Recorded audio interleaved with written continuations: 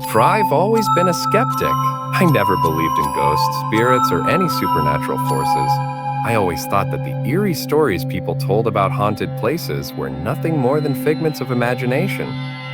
That was until I moved into the old house on Blackwood Street. It was an affordable option, and I had recently moved to the city for a new job, so I didn't have a choice.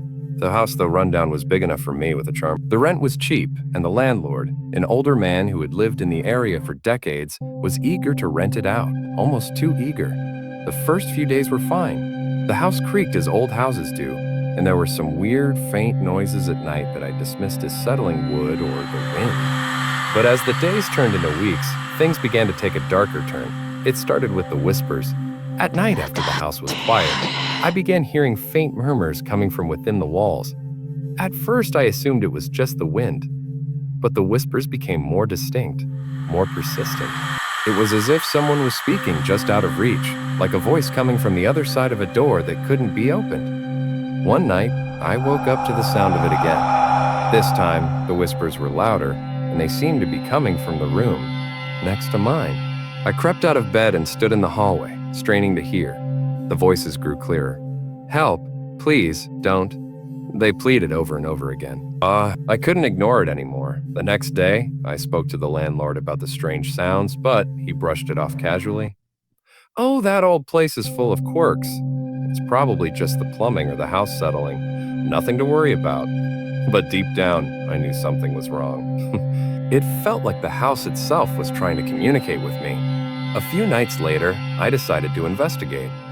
I grabbed a flashlight and started searching the walls for any signs of pipes, or anything that could explain the whispers.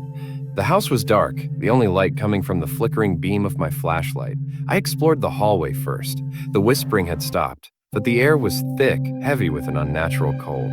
I placed my hand on the wall, tracing the faint cracks in the plaster.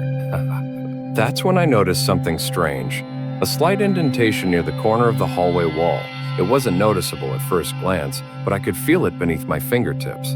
As I pressed harder, and the wall seemed to shift slightly. Curious, I dug my nails into the crack and pulled. To my shock, the wall began to open. It was a hidden door, hidden perfectly, as if someone had gone to great lengths to conceal it. The whispers had started again, this time louder, desperate. They were coming from the other side of the door. I couldn't resist. I slowly opened it, revealing a small, pitch-black room. The air inside was stale, and the walls were covered in old, yellowed newspaper clippings. The headlines screamed of disappearances, missing children, and unsolved crimes. My breath caught in my throat as I stepped closer. Then, my flashlight illuminated something at the far end of the room, an old wooden chair. It was tied to the floor with thick ropes. A chill ran down my spine. Suddenly, I felt it, a cold breath on my neck. I whirled around, heart racing, but there was no one there. Just the whispers growing louder and more frantic. "Get out, you shouldn't be here. Leave. It's not safe." I ran out of the room, slamming the door behind me. My hands shook uncontrollably as I backed into the hallway. My mind raced. Who had been in that room? Why was it hidden? And most disturbingly, why were the whispers now so close? For the next few days, I couldn't shake the feeling that something was watching me. The whispers never stopped. They followed me, echoing through the house. Sometimes I'd hear them in the walls, sometimes in the corners of the rooms, other times in my very own ears, as if someone was standing right behind me. One night, after I had been lying in bed for hours, unable to sleep, I heard it again. But this time, the voice was clear. It was no longer a whisper, but a scream. "Help me!" The sound seemed to come from beneath the floorboards. I jumped out of bed, grabbing the flashlight. I followed the noise, heart hammering in my chest, until I reached the living room. I moved the rug away from the center of the room and knelt down, shining the light on the floor. There it was, a large cracked piece of wood slightly raised. I could hear muffled breathing from beneath it. In a frenzy, I pried it open, and to my horror, I found a trap door. I could barely catch my breath as I opened it, revealing a dark crawl space beneath the house. The air was thick with dust and dampness. I hesitated for a moment, but the voice, desperate and pleading, echoed again. "Please, help me, don't leave me here."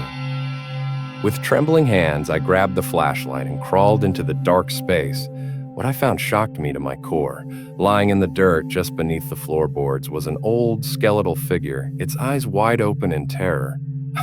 The body was covered in chains with old, tattered clothes. It had been there for years, maybe decades, and the whispers? They were the last words of the trapped soul, begging for release. I backed out of the crawl space, my heart racing. The whispers had stopped. I never stayed in that house after that night. The landlord was strangely absent when I tried to confront him, and I moved out immediately. I still hear those whispers sometimes late at night when I'm alone, but now I know they belong to someone who never made it out of that cursed house.